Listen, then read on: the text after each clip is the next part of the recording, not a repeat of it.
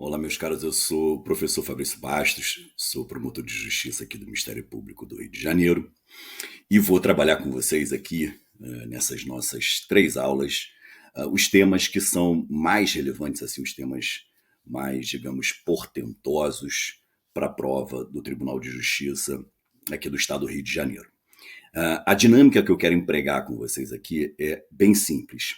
Eu vou primeiro fazer uma grande revisão das principais questões atinentes à jurisprudência, até porque é um dos perfis que a gente encontra nas provas aqui do TJ, e dentro dessa revisão aí que vem a segunda parte da dinâmica, eu vou trazer dicas em apartado, porque eu acho que assim a gente consegue fazer ao mesmo tempo uma revisão grande e já também indicar aqueles temas que são muito caíveis, por assim dizer. Espero que consigamos aqui ser bem efetivos e que eu consiga ter o dom da premonição. Não sei se tenho, mas espero que eu consiga ter. Bom, o primeiro grande tema que eu separei para vocês é uma questão relacionada à tutela coletiva e o direito à saúde. Posso trabalhar aqui com vocês com dois principais temas relacionados. Na verdade, posso até trabalhar com três grandes temas relacionados aqui ao direito à saúde e à tutela coletiva. Justificando por que eu vou começar por esse tema. Porque aqui no Rio de Janeiro nós temos não só uma atuação muito forte do Ministério Público do Rio de Janeiro nesse aspecto, como também da Defensoria Pública. Então são temas, são assuntos que chegam muito ao tribunal. E acho que isso pode sim ser objeto de questionamento para vocês. Primeiro tópico, o IAC 14. O IAC 14. Lembrando que IAC é incidente de assunção de competência. O STJ, no bojo do IAC 14, né, que é o tema 14 do IAC, isso foi agora início de 2023, o STJ, ele basicamente indicou 3 teses jurídicas que são importantes no que tange à judicialização do tema saúde. Claro que isso vai valer também para as ações individuais, mas aqui eu vou fazer o recorte para as ações coletivas. Primeiro detalhe importante, que parte de uma obviedade, e isso que é importante vocês saberem para a prova objetiva. Toda vez que a gente trabalha com a ideia de competência da Justiça Federal, e esse é o primeiro tópico, toda vez que a gente trabalha a competência civil, também é criminal, mas aqui o nosso tema é civil, competência civil da Justiça Federal, a gente tem sempre que partir da mesma premissa. Trata-se de rol taxativo. É só aquilo que está delineado no artigo 109 da Constituição que vai ser competência da Justiça Federal. E aí você fala assim, porra, Fabrício, mas isso eu já sei, canso de estudar esse ponto. Sim, eu sei que você sabe disso, mas olha só o que eu quero que você tenha cuidado. É muito comum que essas ações de judicialização da saúde, até porque algumas questões envolvem dispensação pelo SUS, a autorização da Anvisa, é muito comum que essas questões sejam judicializadas perante a Justiça Federal. Então, o STJ falou o óbvio, disse que a competência da Justiça Federal ela é sempre determinada por um critério objetivo. Critério objetivo. Eu só vou trabalhar com competência da Justiça Federal se, e somente se, o feito, o tema estiver no 109. Precisamente sobre a judicialização da saúde, 109, inciso 1. Critério ratione persona. Critério ratione persona. Critério objetivo em razão da pessoa. Então tem que saber quem faz parte da relação jurídica de direito processual. Não necessariamente quem faz parte da relação jurídica de direito material, mas sim quem faz parte da relação jurídica de direito processual. E sempre fica atento à possibilidade desse feito começar na Justiça Estadual e ser transferido, deslocado melhor colocando, deslocado para a Justiça Federal, como a gente estuda lá no artigo 45 do CPC, no artigo 5º, parágrafo único da Lei 9469, de 97, súmula 150 do STJ e por aí vai. Então, esse ponto a gente tem que ter muita atenção. Fechado?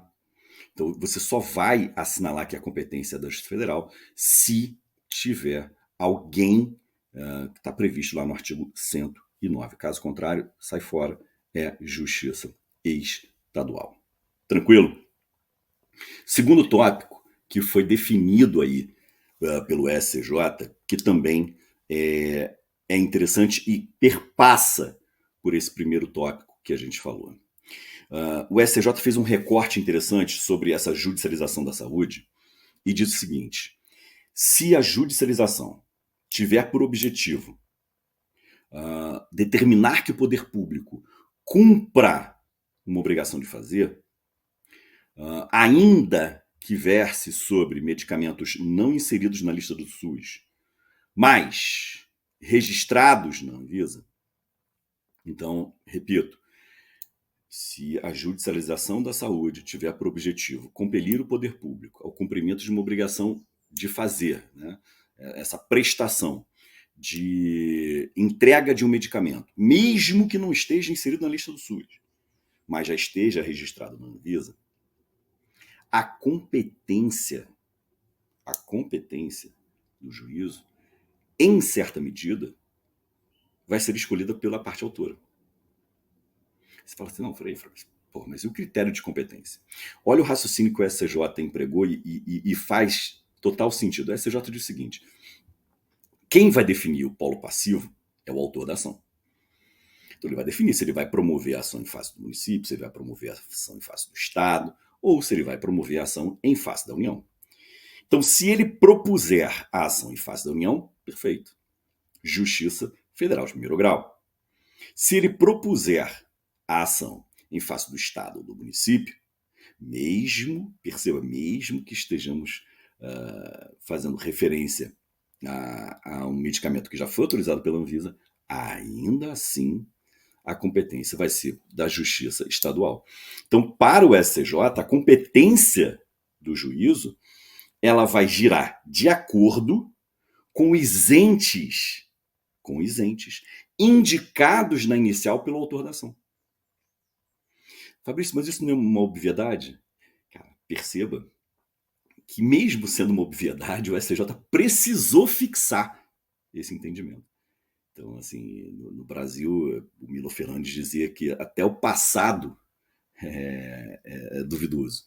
Então, a gente tem que ter certa atenção a esse ponto. E o terceiro item, que para mim é o mais caível na prova, é o seguinte: existe uma repartição de competência administrativa no âmbito do SUS. Existe, sim, uma repartição de competência administrativa no âmbito do SUS. Só que essa repartição de competência administrativa no âmbito do SUS não pode ser utilizada como fundamentação para o Poder Judiciário alterar ou ampliar o polo passivo. Então, olha só que interessante. Se a parte propuser a ação em face do município e do Estado, e pela essa regra de repartição de competência, eu poderia ter uma competência administrativa do SUS direcionada à União, ainda assim, o órgão jurisdicional não vai poder valer-se dessa repartição de competência administrativa para alterar ou ampliar o polo passivo, ou seja, para trazer ao feito a União. Entendeu a ideia? Porém, essa repartição de competência administrativa, aí que está a singeleza do que eu quero que vocês tenham atenção para a prova. Veja, o magistrado não pode alterar nem ampliar o polo passivo. Porém, se o objetivo for redirecionamento do cumprimento de sentença ou ressarcimento do ente federativo que suportou o ônus financeiro no lugar do outro. Então, repito, se for para redirecionar o cumprimento de sentença, ou se for para determinar o ressarcimento da entidade federativa que suportou o ônus financeiro, aí sim o magistrado pode levar em consideração essas regras de repartição de competência administrativa. Tranquilo, meus caros?